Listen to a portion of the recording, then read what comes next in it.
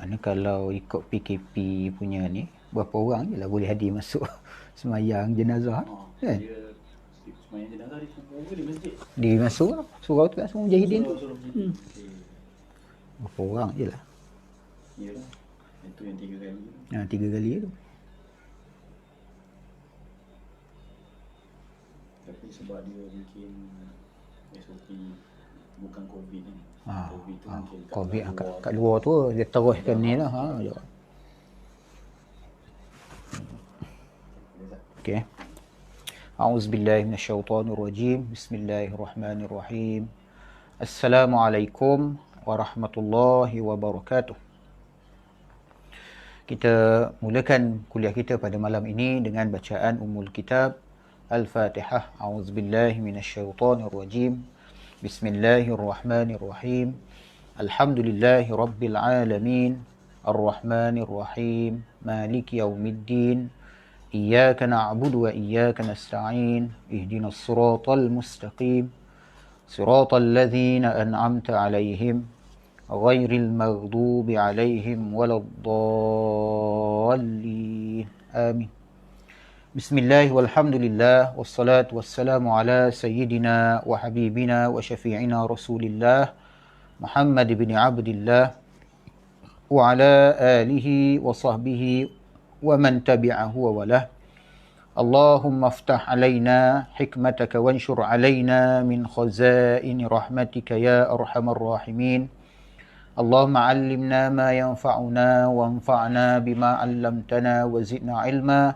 Subhanaka la ilma lana illa ma 'allamtana innaka antal alimul hakim. Wala hawla wala quwwata illa billahil aliyil azim. La ilaha illallah Muhammadur Rasulullah fi kulli lamhatin wa nafasin 'adada ma wasi'ahu ilmullah. Alhamdulillah, thumma alhamdulillah. Syukur kepada Allah Subhanahu wa taala atas limpah kurnia dan nikmatnya pada malam yang berbahagia ini.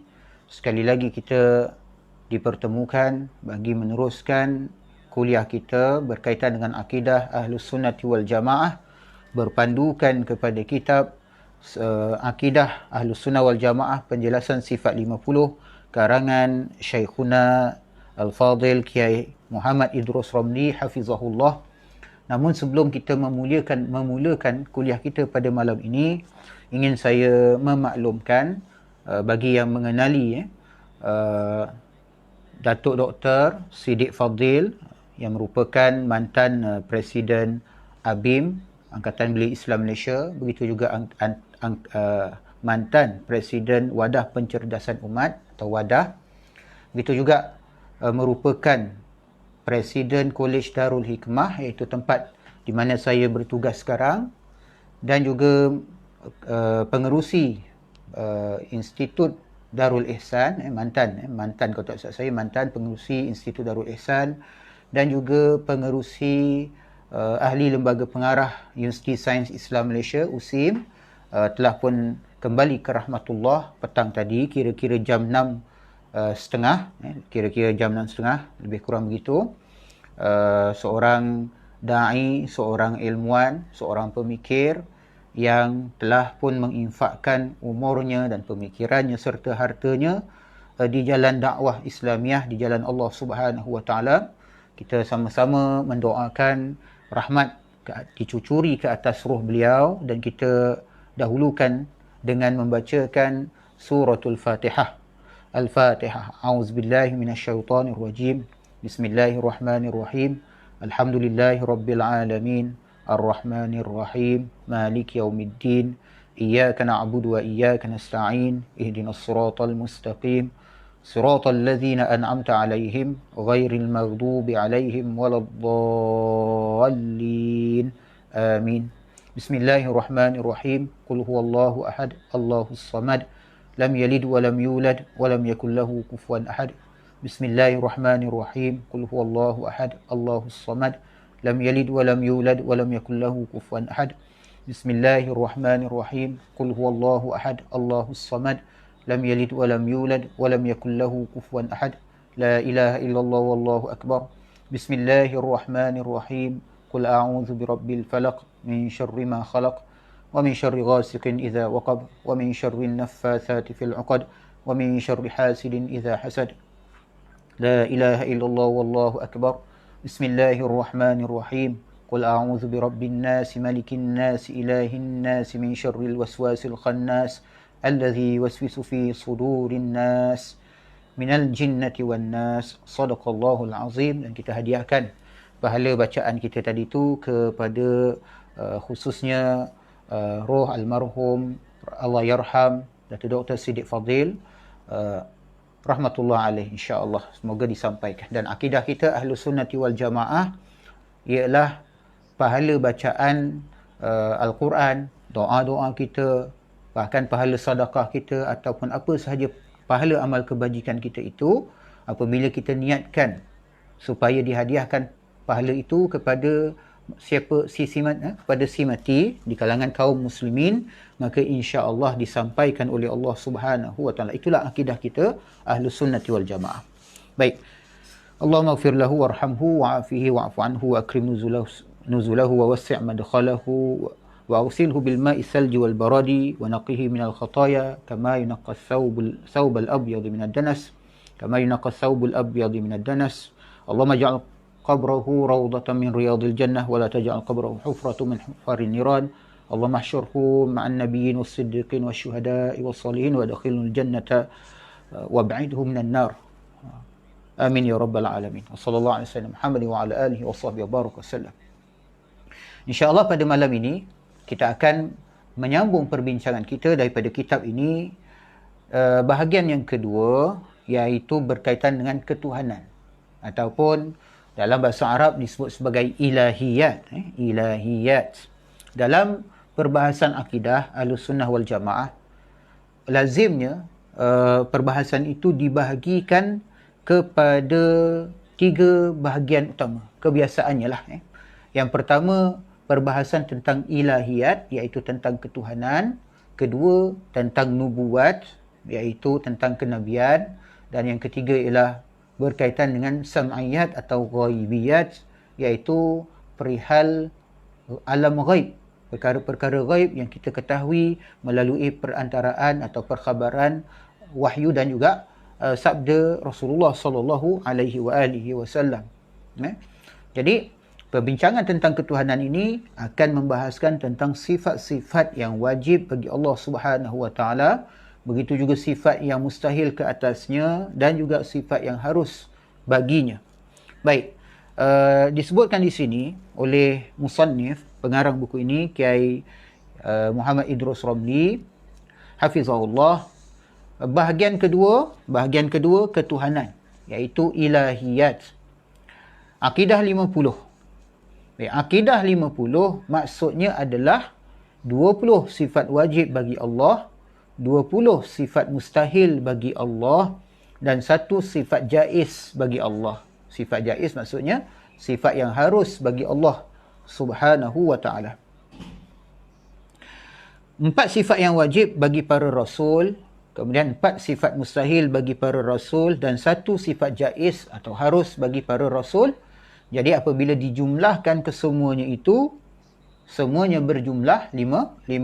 Kerana itulah kenapa disebut sebagai akidah 50. Baik. Mengapa seorang Muslim wajib mengetahui 40 sifat bagi Allah seperti yang telah diterangkan di atas? Apa dia 40 sifat? 20 sifat yang wajib bagi Allah, 20 sifat yang mustahil dan kemudian 1 sifat yang jaiz bagi ataupun harus bagi Allah SWT. Jadi mengapa kita sebagai seorang Muslim wajib mengetahui 41 sifat tersebut? Baik. Di sini ada beberapa alasan para ulama membangun konsep 41 sifat bagi Allah tersebut. Baik, ini semua adalah ijtihad ulama bagi bagi memperkuatkan akidah kita. Ini semua sebagai satu kurikulum ataupun satu silibus ataupun satu konsep yang telah dibangunkan oleh para ulama, dan antara alasan ataupun sebab konsep 41 sifat ini dibangunkan oleh para ulama. Yang pertama, 41 sifat tersebut dapat mengantarkan seseorang makrifat, mengetahui dan mengenal Allah. Jadi itu yang pertama. Sebab yang pertama iaitu ma'rifatullah. Ma'rifatullah kalau kita terjemahkan maksudnya mengenal dan mengetahui akan Allah Subhanahu wa taala. Jadi sebagaimana dimaklumi, setiap orang yang mukallaf wajib makrifat, mengetahui dan mengenal Allah. Sebab itu para ulama Ahlus Sunnah wal Jamaah menyatakan bahawa awwalul wajibati 'alal mukallaf ma'rifatullah. Kewajipan yang pertama atas setiap mukallaf ialah mengenal Allah Subhanahu wa taala. Mengetahui hakikat Allah jelas tidak mungkin mampu dilakukan oleh sesiapa pun kecuali oleh Allah sendiri. Baik, hakikat Allah Subhanahu wa taala tu hanya diketahui oleh Allah. Hakikat sebenar zat Allah, sifat-sifatnya, nama-namanya, hakikat perbuatannya itu hanya diketahui oleh Allah Subhanahu wa taala. Adapun makrifat, mengetahui dan mengenal Allah yang mampu dilakukan oleh seseorang adalah mengetahui sifat-sifat yang wajib, yang mustahil dan yang jaiz atau yang harus bagi Allah, dan itu adalah sifat 41, iaitu 20 sifat yang wajib, 20 sifat yang mustahil dan satu lagi adalah sifat yang harus. Kesemuanya menjadi 41. Jadi kesimpulannya 41 sifat tersebut dapat mengantarkan seseorang untuk makrifat kepada Allah. Jadi tadi disebutkan bahawa hakikat Allah Subhanahu Wa Taala, hakikat zatnya, hakikat sifat-sifatnya, hakikat nama-namanya, begitu juga hakikat perbuatan-perbuatannya, af'alnya itu tidak diketahui melainkan hanya Allah Subhanahu Wa Taala. Kerana itulah kemuncak makrifat seorang hamba Allah itu adalah rasa lemah untuk mengenal Allah Subhanahu Wa Taala dengan sebenar-benar pengenalan ataupun dengan sebenar-benar makrifat. Sebab itu disebutkan, diriwayatkan daripada Sayyidina Abu Bakar As-Siddiq radhiyallahu anhu bahawa dia pernah mengatakan bahawa al-ajzu an darkil idrak idrak. Al-ajzu an darkil idrak idrak. Maksudnya kelemahan, merasakan diri itu lemah, tidak mampu, tidak berdaya untuk mencapai pengetahuan tentang hakikat Allah Subhanahu Wa Taala, maka itulah sebenar-benarnya kita mengenal Allah Subhanahu Wa Taala. Itulah sebenar-benarnya kita mengenal Allah Subhanahu Wa Taala. Baik. Imam Al-Ghazali juga ada menyatakan dalam kitabnya Al-Maqsadul Asna fi Syarhi Asma'illah Al-Husna, dia menyatakan bahawa hakikat mengenal nama-nama Allah Subhanahu Wa Taala, Al-Asma'ul Husna, itu hanya ada pada Allah Subhanahu Wa Taala. Hanya Allah Taala saja yang kenal hakikat zatnya. Hanya Allah Ta'ala saja yang kenal hakikat nama-nama dan sifat-sifatnya. Hanya Allah Subhanahu Wa Ta'ala saja yang mengenal hakikat perbuatannya. Adapun tujuan pengenalan kita tadi itu adalah supaya kita dapat mengenalnya sebatas kedudukan kita sebagai hamba Allah Subhanahu Wa Ta'ala. Maka kerana itulah kita diwajibkan untuk mengenal 41 sifat yang dinyatakan tadi. Kedua, kenapa kita wajib mengenal sifat-sifat Allah Subhanahu Wa Taala tersebut? Jadi dikata kedua, mengapa sifat wajib bagi Allah yang wajib diketahui oleh seorang mukallaf hanya 20 sifat? Ini pun satu persoalan yang saya anggap sering dipertanyakan. Sering juga saya berhadapan dengan pertanyaan ini. Kalaulah Allah Subhanahu Wa Taala itu dinyatakan di dalam Al-Quran mempunyai 99 nama. Dalam hadis Nabi SAW dinyatakan 99 nama. Bahkan sebenarnya nama-nama Allah Subhanahu Wa Taala itu lebih daripada 99 berdasarkan kepada riwayat-riwayat hadis yang lain. Adapun yang sampai kepada kita 99 nama itu yang daripada riwayat yang masyhur yang sampai kepada kita. Tapi ada juga riwayat-riwayat yang lain yang menyebutkan nama-nama Allah Subhanahu Wa Taala yang lain.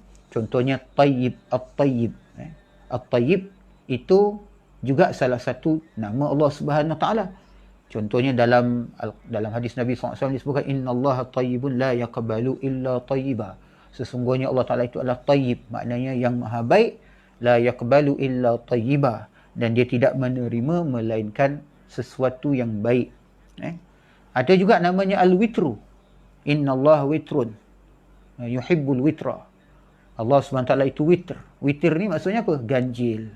Dan dia mencintai sesuatu yang ganjil. Maknanya kalau kita melakukan makan apa, kita makan kurma ke apa, kita guna bilangan-bilangan ganjil. Bilangan-bilangan ganjil ni 1, 3, 5, 7 dan seterusnya, itu dicintai, disukai oleh Allah Subhanahu Wa Taala. Baik. Jadi sebenarnya nama-nama Allah Subhanahu Wa Taala tu banyak. Dalam hadis yang diriwayatkan oleh Ibnu Mas'ud radhiyallahu anhu, ada satu doa disebutkan tentang nama-nama yang nama-nama yang Allah Taala sembunyikan pengetahuannya daripada makhluk yang hanya diketahui oleh Allah Subhanahu Taala. Jadi ini mengindikasikan bahawa selain daripada 99 nama yang kita sedia maklum berdasarkan riwayat-riwayat hadis Nabi sallallahu alaihi wasallam, ada lagi di sana nama-nama Allah SWT yang lain. Nanti kita akan tengok tentang nama-nama Allah. Cuma itulah, biasa orang akan bertanya, dia katakan Allah Ta'ala tu ada 99 nama. Tapi kenapa kita hanya belajar 20 sifat sahaja? Jadi di sini disebutkan, pada dasarnya, para ulama tidak membatasi sifat Allah pada 20 sifat. Allah wajib memiliki sifat-sifat kesempurnaan yang layak dengan keagungannya dan maha suci dari setiap kekurangan yang tidak layak dengan keagungannya. Jadi kerana itu sifat kesempurnaan Allah pada hakikatnya tidak terbatas. Sebab tu kalau kita belajar akidah, biasanya bila kita masuk perbincangan tentang sifat-sifat Allah Subhanahu Wa Taala, akan dinyatakan bahawa wajib ke atas setiap mukallaf untuk mengenal Allah Subhanahu Wa Taala secara ijmali, maknanya secara global, secara umum, iaitu apa dia? Bahawa Allah Subhanahu Wa Taala itu wajib bersifat dengan segala sifat kesempurnaan, manakala dalam masa yang bersamaan mustahil bagi Allah Subhanahu Wa Taala bersifat dengan segala sifat kekurangan. Jadi apa sahaja sifat kesempurnaan, maka itu merupakan sifat yang wajib bagi Allah Subhanahu Wa Taala. Manakala apa sahaja sifat-sifat kekurangan, maka itu adalah sifat-sifat yang mustahil ke atas Allah Subhanahu Wa Taala. Itu secara umum. Jadi bila disebutkan secara umum tu, maknanya kita boleh faham bahawa sifat-sifat yang wajib bagi Allah Subhanahu Wa Taala itu tidak terbatas kepada 20 sifat sahaja. Baik. Jadi kerana itu sifat kesempurnaan Allah pada hakikatnya tidak terbatas.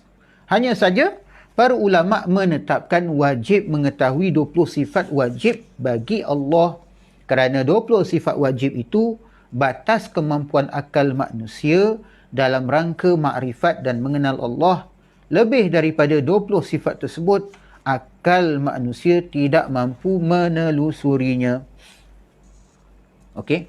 Baik, mungkin sebahagian kita tertanya-tanya kan, apa makna sifat tu wajib bagi Allah? Kerana mungkin sebahagian kita terkeliru. Kerana wajib bagi Allah itu tak sama dengan faham kita wajib ke atas mukallaf.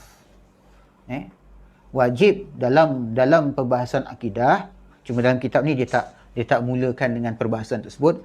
Kebiasaannya kalau kita biasa dengan kitab-kitab akidah yang dikarang oleh para ulama kita, ulama-ulama Ahlussunnah wal Jamaah, biasanya sebelum masuk membincangkan tentang ketuhanan atau sifat-sifat Allah Subhanahu Wa Taala, dia akan bahaskan dahulu tentang apa dipanggil al-ahkam ataupun tentang hukum hakam.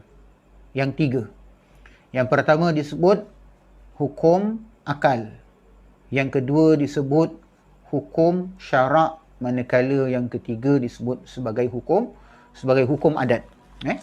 Jadi hukum akal tu maksudnya ialah menetapkan sesuatu atau menafikan sesuatu. Jadi hukum akal ni dia terbahagi kepada 3. Hukum akal ni dia terbahagi kepada 3. Yang pertama, yang wajib pada akal. Yang kedua, mustahil pada akal. Dan yang ketiga ialah harus pada akal. Apa maksud wajib pada akal? Wajib pada akal ni ialah akal menetapkan mesti adanya dan menidakkan menidakkan tiadanya. Maksudnya gini, bahawa sifat wajib pada akal ni dia mesti ada, tak boleh tak ada. Mesti ada, tak boleh tak ada. Mesti pada akal tak terbayangkan bahawa perkara ni tak ada. Dia mesti ada. Jadi itu disebut sebagai wajib pada akal. Contohnya, adanya Allah Subhanahu Wa Taala.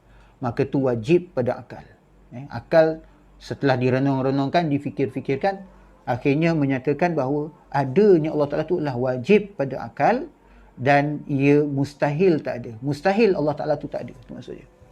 Kemudian mustahil pada akal lawan dia. Lawan kepada wajib pada akal. Lawan maksudnya mustahil pada akal ni ialah akal mengatakan bahawa ia mesti tiada, tak boleh ada. Mesti tiada, tak boleh ada. Contohnya apa? Sekutu bagi Allah Ta'ala.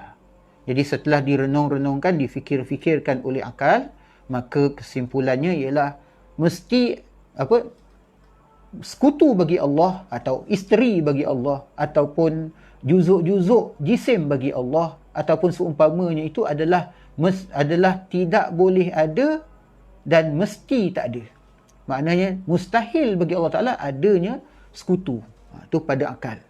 Kemudian harus ni ialah akal memungkinkan adanya dan tiadanya. Contohnya alam lah. Akal ni mengatakan bahawa alam ni harus sahaja adanya. Maksudnya dia boleh ada dan boleh tak ada. Ini perbincangan dia mungkin akan kita ada lebih detail lagi lah. Cuma secara umum. Jadi ada satu lagi yang dipanggil sebagai hukum syarak. Hukum syarak itulah yang berkait dengan apa? 5 hukum dalam syariat Islam, iaitu wajib, kemudian sunat, kemudian harus, kemudian makruh dan juga haram. Yang ini 5 hukum ini dia berkait dengan perbuatan mukallaf. Dia berkait dengan perbuatan mukallaf. Okey. Jadi wajib ke atas kita menunaikan setiap mukallaf sembahyang fardu 5 waktu sehari semalam. Ini wajib syar'i dipanggil. Wajib pada syarak. Haram untuk berzina, maka tu maksudnya haram pada syarak. Harus makan tu adalah harus contohnya. Tidur tu harus contohnya. Semayang sunat duha tu sunat. Lalu merokok bergantung. Setengah ulama kata haram, setengah dalam mazhab Syafi'i ada kata qaul muktamadnya kata makruh. Ala kulli hal, makruh ni contohnya makan bawang, perkara makan-makan yang berbau, lalu kita bawa sembahyang ke surau masjid dalam keadaan seperti itu, maka makruh. Jadi itu adalah kita kata hukum-hukum syarak, iaitu hukum-hukum yang berkaitan dengan amal mukallafin, perbuatan para mukallaf. Adapun hukum adat ni ialah berkaitan dengan kelaziman ataupun adat kebiasaan yang berlaku dalam alam kejadian ini. Contohnya adat api itu membakar. Adat air tu dicincang tidak putus. Kemudian apa lagi? Adat minum itu menghilangkan dahaga. Itu adat. Bila hukum adat maknanya ia harus sahaja pada akal, artinya ia boleh berubah. Ia boleh berubah. Kenapa? Adat itu diciptakan oleh Allah Subhanahu Wa Taala. Allah yang menjadikan sebab dan musabab. Jadi api hanya pada adat ataupun pada kebiasaannya sahaja membakar. Kenapa? Yang menjadikan api itu ialah Allah SWT, yang menjadikan dia terbakar juga Allah SWT. Dan ada keadaan di mana api itu tidak membakar. Contohnya Nabi Ibrahim AS apabila dicampakkan ke dalam api tidak terbakar. Begitu juga kita sebut tadi, adat air itu dicincang tidak putus. Maksudnya kebiasaan. Kita lihat berdasarkan pada kajian, cerapan kita bahawa air tu dicincang tak putus. Tapi adakah ia mustahil terputus?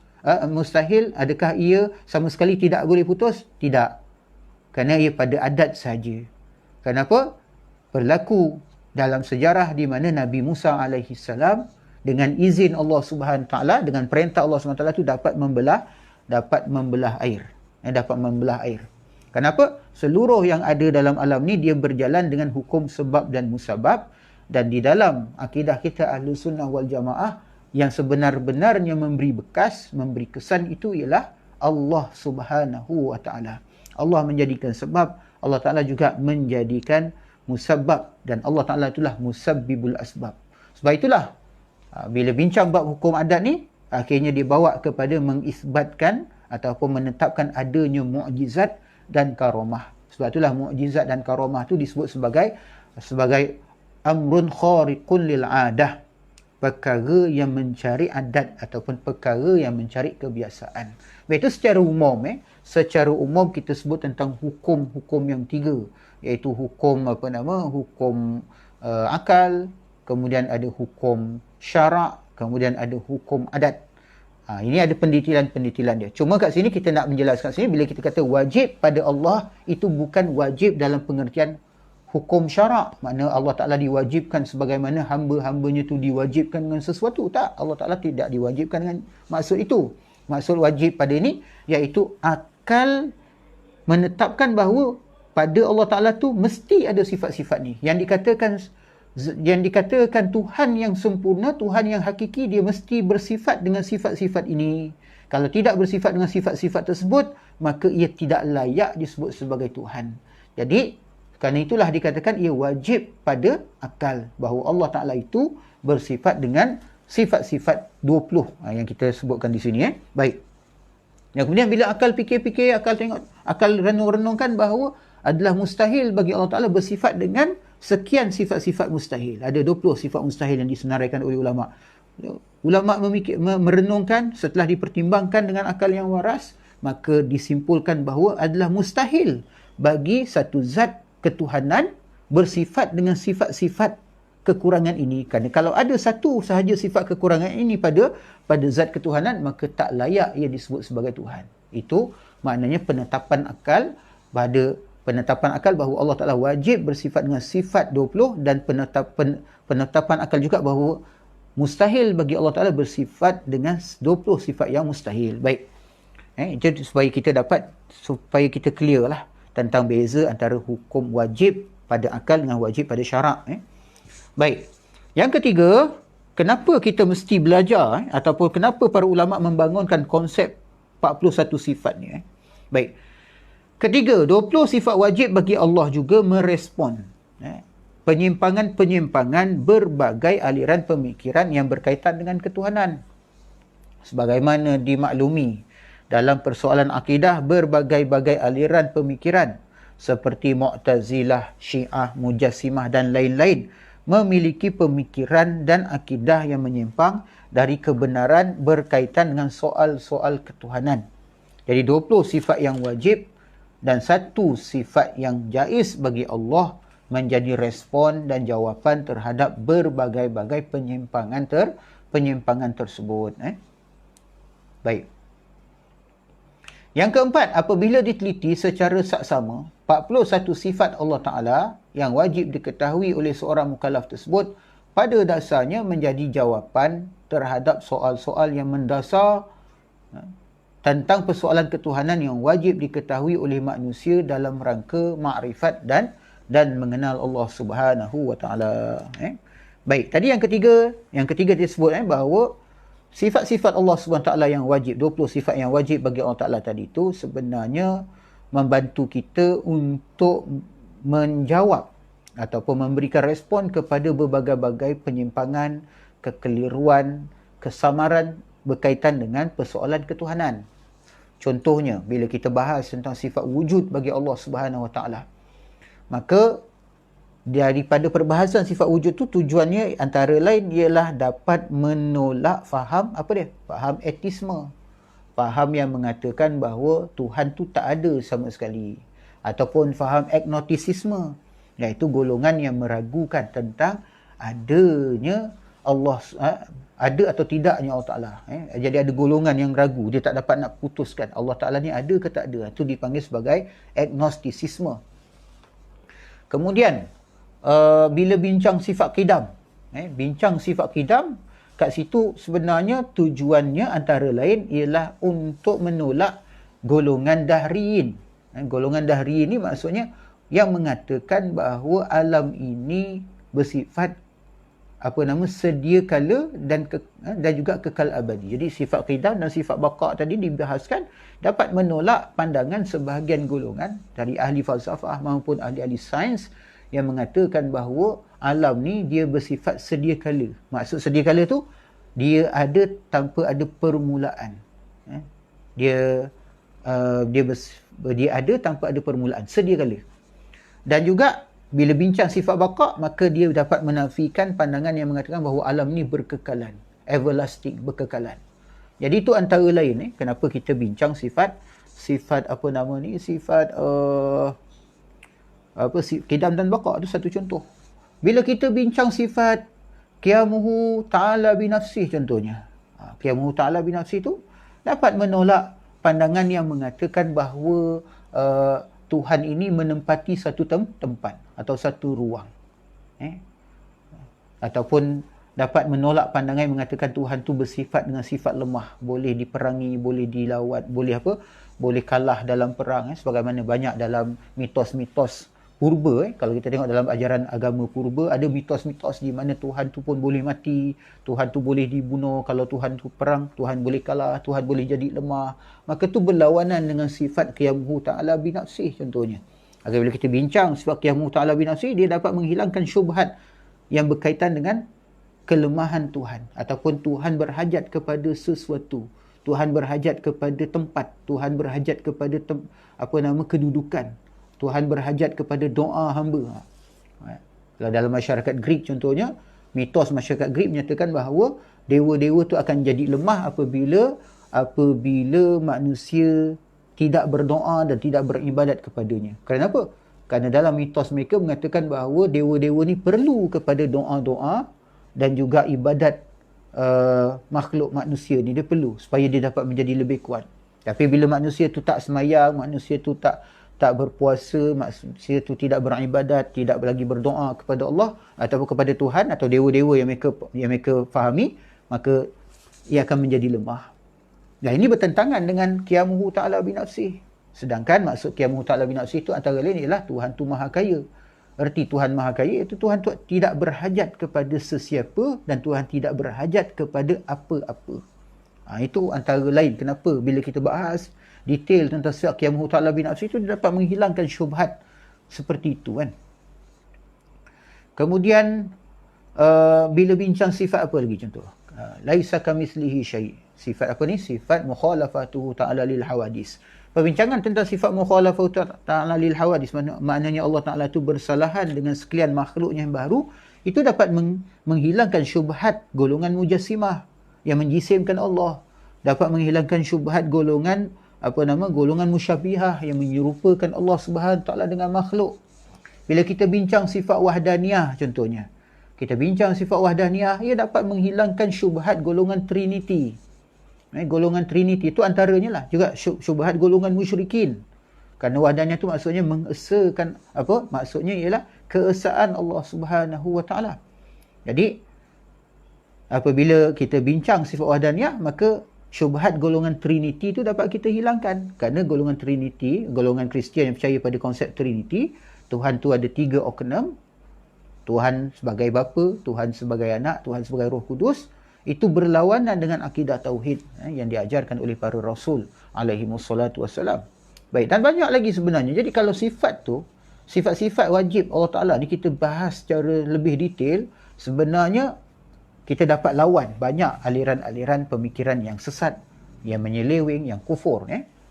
Cuma biasanya itu menuntut kepada pengajian yang lebih lama dan juga lebih tinggi lagi perbahasannya. Baik.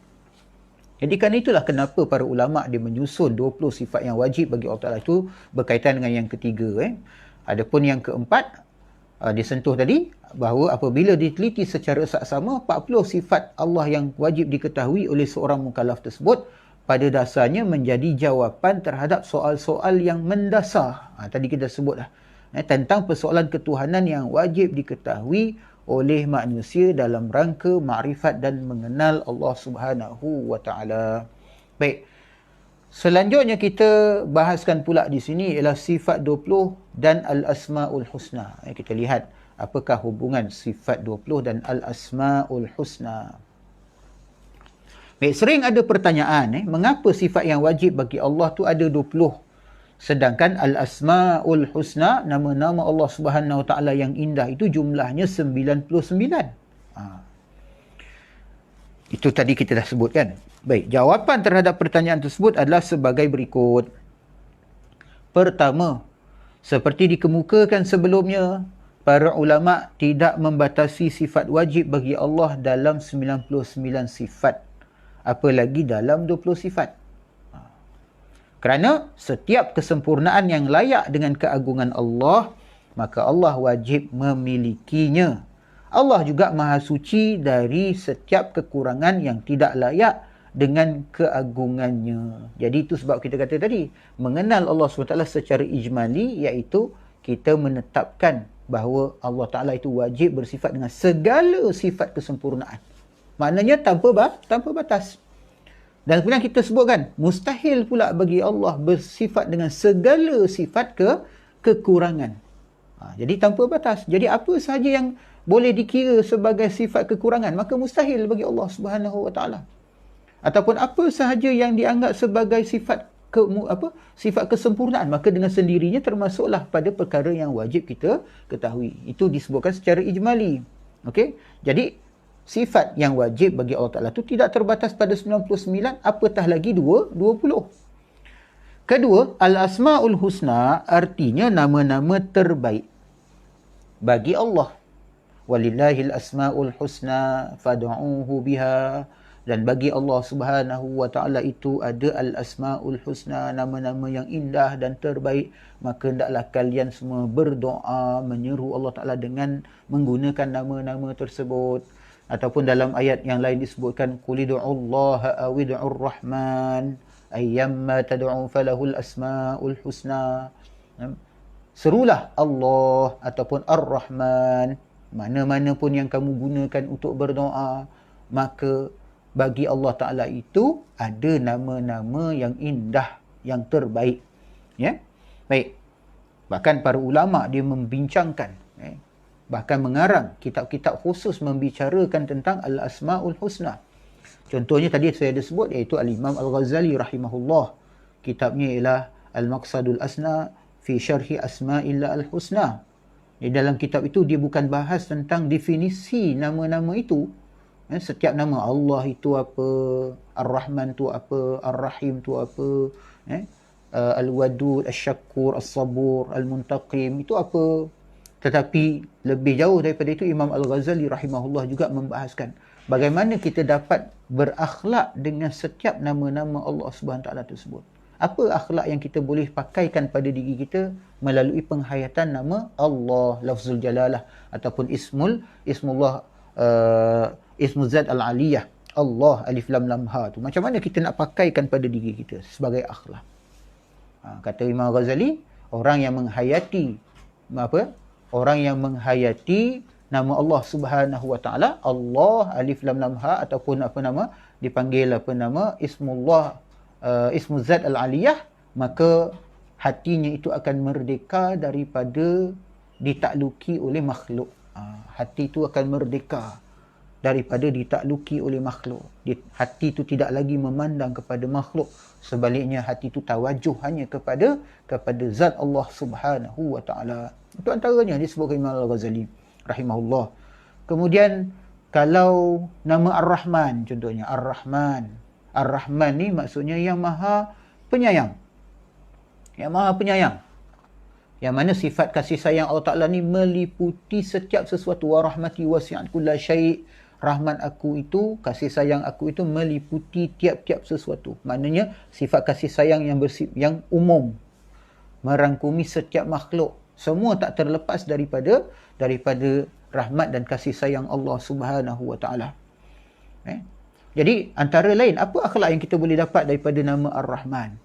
Imam Al-Ghazali kata dalam kitabnya, ialah apabila kita menghayati nama Ar-Rahman, maka apabila kita melihat, setiap kali kita melihat orang-orang yang berdosa, ahli-ahli maksiat, kita rasa kasihan kepada mereka.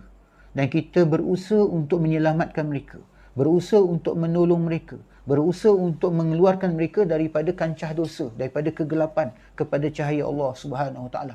Seolah-olah kalau kita sendiri itu yang terlibat di dalam dosa. Macam tu sekali. Mengajarkan kita sifat kasih sayang. Bukan bersifat kejam, bukan bersifat bersifat benci kepada orang. Kita harus benci kepada dosa, tetapi kita tak boleh benci kepada pendosa. Pendosa tu kita kena tolong, kita kena selamatkan. Adapun dosa wajib kita benci. Kemungkaran wajib kita benci. Jadi jangan dikelirukan antara membenci dosa dengan membenci pendosa. Dengan membenci pendosa. Kita tidak diperintah membenci pendosa, tapi diperintah membenci dosa. Sebagaimana doktor. Doktor kan dia benci kepada penyakit, tapi dia wajib rasa sayang, kasih, simpati kepada pesakit. Kalau dah dia tidak ada sifat kasih sayang kepada pesakit, maka dia akan biarkan saja penyakit tu merosakkan orang yang sakit tadi. Jadi kalau dia tidak ada rasa benci kepada penyakit, maka biarlah saja penyakit tu menghidap pada si pesakit tadi. Jadi ada beza tu yang harus kita fahami. Baik, bagi Allah Subhanahu Wa Taala tu ada. Saya sebelum tu Ar-Rahim. Kenapa saya sebut ni? Kerana Allah Ar-Rahman Ar-Rahim ni benda yang sangat dekat dengan kita. Kita selalu sebut Bismillahirrahmanirrahim. Ar-Rahim contohnya. Apakah akhlak yang boleh kita hiaskan dalam diri kita melalui nama Ar-Rahim? Iaitu kita akan rasa simpati, kasih kepada orang-orang yang miskin, orang-orang fakir. Kita rasa nak menolong mereka, mengeluarkan mereka daripada kesusahan hidup, menginfakkan harta kita di jalan Allah Subhanahu Wa Taala untuk membantu mereka, menimbulkan sifat kedermawanan di dalam diri. Jadi itu penghayatan daripada 3 saja nama yang kita sebutkan tadi. Ada lagi baki 96 nama. Kalau kita baca, kita pakaikan pada diri kita, maka insya-Allah kita akan berakhlak dengan akhlak yang Rabbani. Baik. Kedua, Al-Asma'ul Husna artinya nama-nama terbaik bagi Allah. Dikatakan nama-nama terbaik kerana nama-nama bagi Allah berarti adalah sifat-sifat kesempurnaan yang wajib bagi Allah. Sedangkan sifat-sifat tersebut adalah keterangan tentang Allah Subhanahu Wa Taala. Oleh kerana itu 99 nama-nama tersebut pada dasarnya adalah sifat-sifat bagi Allah.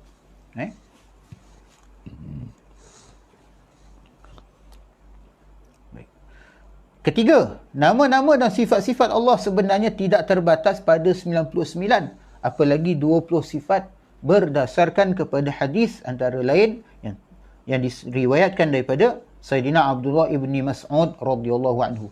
An Abdullah ibni Mas'udin radhiyallahu anhu qala Rasulullah sallallahu alaihi wa alihi wasallam ma asaba ahadan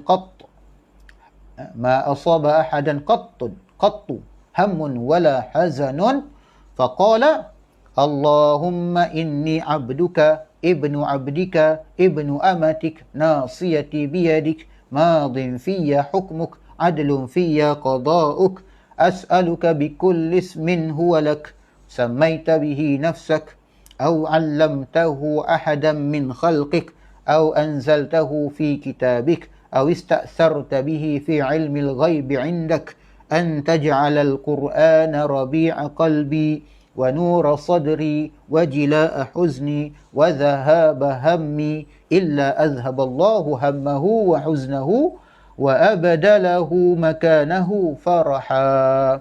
فقيل يا رسول الله ألا نتعلمها؟ فقال بلى ينبغي لمن سمعها أن يتعلمها. Ini satu doa yang sangat baik untuk kita amalkan di dalam kehidupan kita. Dari Abdullah ibnu Mas'ud radhiyallahu an, Rasulullah sallallahu alaihi wasallam bersabda, tidaklah seseorang ditimpa kesusahan dan kesedihan lalu berkata, ya Allah, sesungguhnya aku hamba-Mu, putera hamba-Mu, dan putera hamba perempuanmu. Maknanya kita ni putera kepada ayah kita yang merupakan hamba Allah. Kita hamba Allah, bapa kita juga hamba Allah. Putera hamba perempuanmu, maknanya ibu kita juga adalah hamba Allah. Ubun-ubunku dalam kekuasaanmu, ketetapanmu telah berlalu padaku. Ketetapanmu telah berlalu padaku. Dan keputusanmu berlaku adil padaku. Aku memohon kepadamu dengan berkah setiap namamu yang engkau namakan zatmu dengannya. Dan engkau ajarkan kepada seseorang di antara makhlukmu, atau engkau turunkan dalam kitabmu, atau hanya engkau yang mengetahuinya secara ghaib di sisimu. Jadikanlah Al-Quran sebagai ketenangan hatiku, cahaya dadaku, penghapus kesusahan dan dukaku. Ni doanya. Lalu Nabi pun menyebutkan, maksudnya kecuali, makna siapa yang mengamalkan doa tersebut, apa yang akan berlaku? Nescaya Allah akan menghilangkan kesusahan dan kedukaannya serta menggantinya dengan kesenangan. Jadi siapa yang rasa sedih, rasa tertekan, rasa murung dan sebagainya, maka inilah antara doa yang terbaik untuk kita amalkan yang diajarkan oleh Rasulullah sallallahu alaihi wasallam kepada Saidina Abdullah bin Mas'ud dan kepada sahabat-sahabat yang lain. Lalu disebutkan di sini faqila, maka sahabat-sahabat pun berkata, ditanyakan kepada Rasulullah sallallahu alaihi wasallam, ya Rasulullah, wahai Rasulullah, ala nata'allamuha, adakah bolehkah kami mempelajarinya, makna mempelajari doa tersebut? Faqala, maka baginda SAW pun bersabda, bala, bahkan boleh, yang bagi liman sami'aha ay yata'allamaha, maka seharusnya lah, sayugianya lah bagi mereka yang mendengarkan doa tersebut untuk mempelajarinya. Ini galakan daripada Rasulullah sallallahu alaihi wasallam. Baik, jadi dalam hadis tersebut diterangkan bahawa ada nama-nama Allah yang hanya diketahui oleh seorang hamba Allah tertentu. Dan disebutkan di sini apa dia? Au 'allamtahu ahadam min khalqik. Maknanya, atau nama-nama yang kau ajarkan kepada salah seorang daripada makhlukmu ataupun daripada kalangan hamba-Mu yang tidak diajarkan kepada orang yang lain. Itu sebab kenapa ketika Nabi Sulaiman alaihi salam, Nabi Sulaiman alaihi salam mahu memindahkan takhta yang dimiliki oleh Ratu Sabak, maka Nabi Sulaiman alaihi salam bertanya kepada pembesar-pembesarnya, pada tentera-tenteranya yang terdiri daripada kalangan manusia dan jin, siapa yang boleh mengambil memindahkan takhta Puteri Sabak ataupun Permaisuri Sabak. Dalam Quran disebut Permaisuri Sabak sahaja, nama Balqis ataupun tidak itu wallahu taala alam, mungkin ada riwayat-riwayat lain, tapi dalam Quran disebut sebagai Puteri Sabak ataupun permaisuri daripada Sabak. Maka jin ifrit dia ifritu minal jin ifrit ni, dia angkat tanganlah, dia kata, tuanku, saya boleh memindahkannya sebelum daripada tuanku sempat bangun daripada takhta. Maknanya dia nak menggunakan dengan kekuatan dia mampu untuk memindahkan takhta tersebut. Tetapi ada seorang hamba Allah Subhanahu wa taala yang Allah Taala ajarkan dia satu ilmu yang khusus. Diriwayatkan oleh sebahagian ulama bahawa dia mempunyai pengetahuan tentang Ismullah Al-A'zam, nama Allah Subhanahu wa taala yang teragung. Maka dia kata, aku akan pindahkan tuanku, aku akan pindahkan sebelum tuanku sempat berkelip mata. Begitu pantas, begitu pantas. Dan tahu-tahu dah ada dekat dalam istana, di hadapan Nabi Sulaiman alaihi salam. Jadi lelaki yang soleh tersebut, disebutkan namanya ialah Asif Barkhia, itu dikatakan oleh sebagian ulama diajarkan kepadanya Ismullah Al-Azam. Apa nama tu? Wallahu ta'ala. Allah Ta'ala alam, kita tak tahu. Hanya diajarkan Allah Ta'ala kepada mana-mana makhluk yang dia kehendaki. Begitu juga kalau kita lihat di dalam Al-Quran, dalam surah Al-A'raf, ada diceritakan tentang seorang yang asalnya seorang waliullah, seorang yang soleh, tetapi entah macam mana kerana dia termakan hasutan raja, dia cinta kepada kedudukan duniawi dan harta duniawi, akhirnya dia memerangi Nabi Musa alaihi salam. Disebutkan dalam surah Al-A'raf, di mana dia ini diberikan pengetahuan tentang Ismullah Al-Azam. Dia tahu ada Ismullah Al-Azam yang kalau digunakan nama tersebut di dalam doa, nescaya akan dikabulkan oleh Allah Subhanahu wa taala. Nescaya akan dikabulkan oleh Allah Subhanahu wa taala. Apakah nama itu? Wallahu taala a'lam. Kita tak tahu, tapi diajarkan khusus oleh Allah Taala kepada si fulan tu. Tapi memandangkan lelaki ini akhirnya kufur, dia waliullah tapi akhirnya kufur, kerana wali ini dia bukan nabi. Nabi itu maksum, Allah Taala jaga. Adapun wali ini tidak ada jaminan penjagaan daripada Allah Subhanahu wa taala.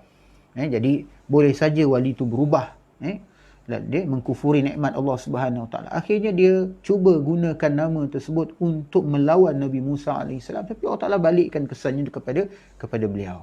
Dalam setengah tafsir menyebutkan bahawa orang itu namanya ialah Bal'am bin Ba'ura. Boleh tengok kisah tentang Bal'am bin Ba'ura. Kisah tu ada disebutkan sedikit di dalam surah Al-A'raf. Tentang Ismullah Al-Azam, ulama berbahas. Ulama mengemukakan beberapa pendapat tentang apa yang dikatakan sebagai Ismullah Al-Azam. Sebagian ulama mengatakan bahawa Ismullah Al-Azam tu ialah Al-Hayyul Qayyum. Al-Hayyul Qayyum. Di dalam Al-Quran ada beberapa tempat di mana nama Al-Hayyul Qayyum itu digandingkan. Contohnya dalam surah Al-Baqarah, ayat Al-Kursi itu Allahu la ilaha illahu al-hayyul qayyum. Ataupun dalam surah Ali Imran juga di awal-awal itu disebutkan al-hayyul qayyum. Al-hayyu iaitu yang maha hidup, al-qayyum iaitu dialah yang menjaga, yang memelihara, memperteguhkan kewujudan alam ini. Al-qayyum menegakkan. Maha kaya, dalam arti kata lain maha kaya juga. Jadi sebagian ulama kata bahawa Al-Hayyul Qayyum itu sebagai Ismullah Al-Azam. Ismullah Al-Azam. Sebab tu sebagian ulama dia menganjurkan kita bila berdoa maka sebut Ya Hayyu Ya Qayyum, Ya Hayyu Ya Qayyum. Contohnya antara doa yang warid daripada yang maksur fi Rasulullah SAW, Ya Hayyu Ya Qayyum bi rahmatika astaghith. Ya Hayyu Ya Qayyum bi rahmatika astaghith. Wahai Tuhan yang maha hidup, wahai Tuhan yang qayyum, yang maha kaya, yang menjaga dan memelihara alam ini, bi rahmatika astaghith, dengan rahmatmu aku mohon pertolongan. Itu antara contoh. Ataupun sebagian ulama kata bahawa Ismullah Al-Azam tu ialah Allah. Ismullah Al-Azam tu ialah Allah. Antaranya Al-Imam Asy-Syafi'i rahimahullah menyebutkan bahawa Ismullah Al-Azam tu ialah Allah. Allah. Sebab itu maka Imam As-Suyuti rahimahullah membahaskan persoalan ini ketika membicarakan tentang harus ke tidak kita berzikir dengan ismul mufrad, iaitu Allah, Allah, Allah, Allah, tanpa menambahkan padanya Allahumma ke ataupun ya Allah. Cukup dengan Allah, Allah, Allah, Allah. Kerana sebahagian daripada masyayikh pada syekh-syekh tariqah dan ahli-ahli sufi ini dalam mengajarkan zikir dan mengajarkan wirid, dia ajar zikir ismul mufrad. Dalam tariqah Naqsyabandiyah contohnya, diajarkan zikir Allah, Allah, Allah, Allah tu di dalam hati. Bilisanil qalbi, makna menyebutkan dengan lisan hati kita. Beserta tafakkur atau muraqabah. Ataupun dalam tariqah Syaziliyah juga ada satu tahap di mana diajarkan zikir ismul mufrad, Allah, Allah, Allah, Allah. Ataupun dalam Hizib Nawawi, Hizib Al-Imam An-Nawawi rahimahullah, Allah, Allah, Allah, disebutkan dalam Hizib Nawawi tu ada beberapa tempat Imam Nawawi menggunakan isim mufrad Allah sahaja untuk dijadikan zikirnya. Allah, Allah, Allah, Allahu Rabbi la usyriku bihi syai'an. Ada sebut dalam Hizib An-Nawawi. Jadi jumhur ulama Ahlus Sunnati wal Jamaah menyatakan bahawa harus berdoa dengan dengan isim mufrad Allah, ataupun berzikir dengan hanya menyebut ismullah, ismul mufrad tadi. Bahkan itu dianggap sebagai kuat juga dalilnya daripada Al-Quran dan hadis Nabi SAW. Baik, Jadi ulama berbeza-beza pandangan dalam menetapkan apa yang dikatakan Ismullah Al-A'zam ataupun nama Allah Ta'ala yang teragung, yang mana kalau kita gunakan nama tersebut, ia dianggap dapat mempercepatkan ataupun dapat mustajabkan sesuatu doa. Adapun Al-Imam Ja'far As-Sadiq radhiyallahu anhu ada menyebutkan bahawa Ismullah Al-A'zam ni macam mana? Ialah apabila kita berdoa dalam keadaan betul-betul darurat. Dalam keadaan darurat yang kita betul-betul rasakan bahawa tak ada siapa pun boleh tolong melainkan hanya Allah. Barulah suatu doa tu dapat dikabulkan oleh Allah Ta'ala, cepat dikabulkan oleh Allah Ta'ala. Jadi kalau kita masa berdoa tu masih merasakan makhluk boleh tolong, tu belum doa yang betul-betul darurat. Kita masa berdoa tu kita rasa doktor boleh tolong, tu kita rasa tu belum lagi doa yang darurat. Kita masa berdoa tu kita rasa ada orang lain yang boleh tolong, maka itu belum lagi doa yang betul-betul dalam keadaan darurat. Doa yang dalam keadaan darurat ni ibarat macam bila seorang tu dicampakkan ke dalam air, dalam keadaan yang tak boleh berenang, dia tercampak dalam di dalam telaga ataupun di kolam ataupun di sungai. Pada ketika itu dia tak terfikir melainkan hanya Allah saja boleh tolong dia, maka itulah yang dikatakan doa yang dalam keadaan betul-betul darurat. Ataupun ketika kita naik kenderaan atau naik kapal di tengah lautan, di lambung ombak, lalu pada ketika itu kita berdoa dalam keadaan tak ada siapa pun kita rasa boleh tolong kita melainkan hanya Allah, maka itu dikatakan doa yang darurat. Berdasarkan firman Allah SWT, amman yujibul muttarru idza da'ah, siapakah yang dapat menjawab atau memperkenankan doa seseorang yang berdoa dalam keadaan betul-betul darurat melainkan hanya Allah Subhanahu taala. Jadi kata Imam Ja'far As-Sadiq radhiyallahu anhu bahawa doa dalam keadaan itu kita merasakan hanya Allah saja boleh tolong, itulah dia yang dikatakan Ismullah Al-A'zam. Wallahu taala alam. Jadi ada orang-orang, ada di kalangan makhluk Allah, di kalangan hamba-hamba Allah yang diberikan pengetahuan khusus tentang nama-nama yang tertentu, yang mana bila digunakan ia dapat mengkabulkan doa. Ada seorang sahabat Nabi SAW diperintahkan ketika dalam satu ekspedisi jihad nak pergi ke Bahrain. Jadi bagaimana sampai sahaja di tepi laut nak ke Bahrain tu dia ada pulau kat sana, nak pergi ke sana, menyeberang laut. Lalu dia membacakan doa dalam Hizib Bahar tu ada ya Ali ya Azim ya Halimu ya Alim, kan? Ya Ali ya Azim ya Halimu ya Alim, itu dalam Hizib Bahar yang disusun atau diilhamkan oleh Allah SWT melalui mimpi yang benar, di mana Nabi SAW mengajarkan kepada Al-Imam Abul Hasan Asy-Syazili, maka dikenali sebagai Hizib Bahar. Bahar tu maksudnya lautan.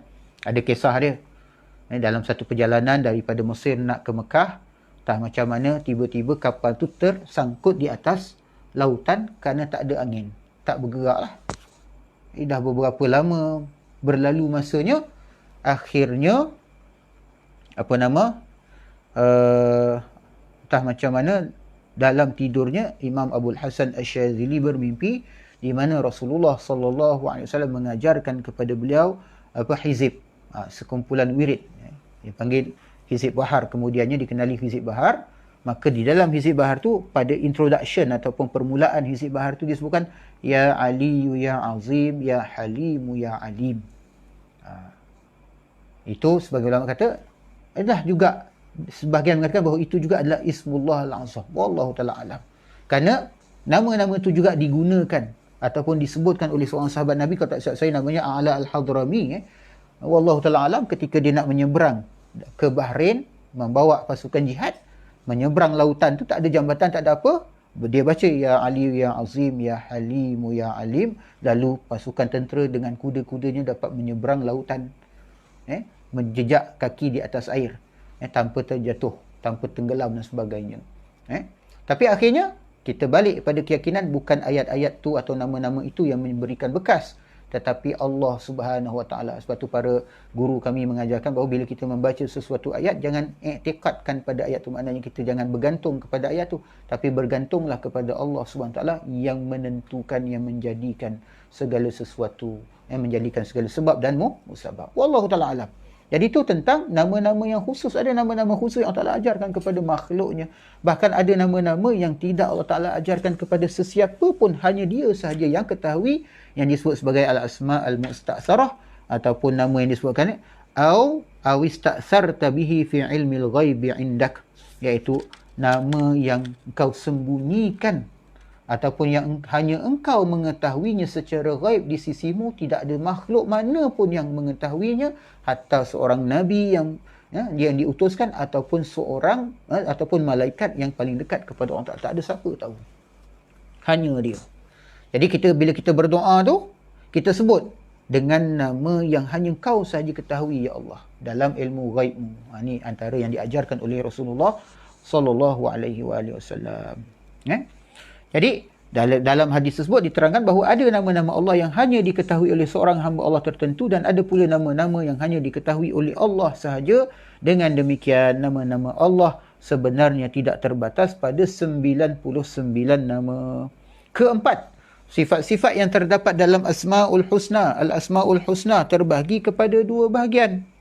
Jadi ada 99 nama. Dan 99 nama tu mengungkapkan tentang 99 sifat Allah SWT. Dan 99 sifat tersebut dapat dibahagikan kepada dua bahagian, iaitu sifatul zat. Yang pertama dipanggil sifatul zat, sifat-sifat yang ada pada zat Allah sejak azali. Sejak azali maknanya tanpa permulaan, sejak sedia kala, tanpa permulaan dan selamanya. Sifat-sifat ini ada yang akli. Maknanya akli di sini ditetapkan berdasarkan dalil rasional, mana berdasarkan dalil akal, dan sesuai dengan dalil sam'i, mana tak berlawanan dengan dalil sam'i yang bersumberkan pada wahyu. Dan ada yang sam'i, maknanya ditetapkan berdasarkan informasi ataupun maklumat daripada Al-Quran dan hadis Nabi SAW. Inilah dia yang disebut sebagai antara lain sifat 20. Kemudian yang kedua ialah sifatul fi'li. Apa dia sifatul fi'li? Sifat-sifat bagi perbuatan Allah, iaitu nama-nama yang diambil dari perbuatan-perbuatan Allah yang terdapat dalam dalil sam'i dan dimiliki oleh Allah selamanya dan tidak ada pada azal, tanpa permulaan. Contohnya memberi Ar-Razzaq. Nama Allah Ta'ala Ar-Razzaq, maksudnya yang maha memberi rezeki. Itu diambil daripada salah satu daripada perbuatan Allah Subhanahu Wa Taala, iaitu memberi rezeki. Memberi rezeki. Apa lagi? Banyaklah. Banyak perbuatan-perbuatan Allah Subhanahu Wa Taala. Ad-Dar, yang memberi mudarat. Wah, Tuhan yang memberi mudarat. Itu kan berkait dengan nama Allah Subhanahu Wa Taala, iaitu yang berkuasa memberikan mudarat. Ataupun An-Nafi'. Nama Tuhan An-Nafi' maksudnya Tuhan yang memberikan manfaat. Itu kan berkait dengan perbuatan Allah Subhanahu Wa Taala yang memberikan manfaat.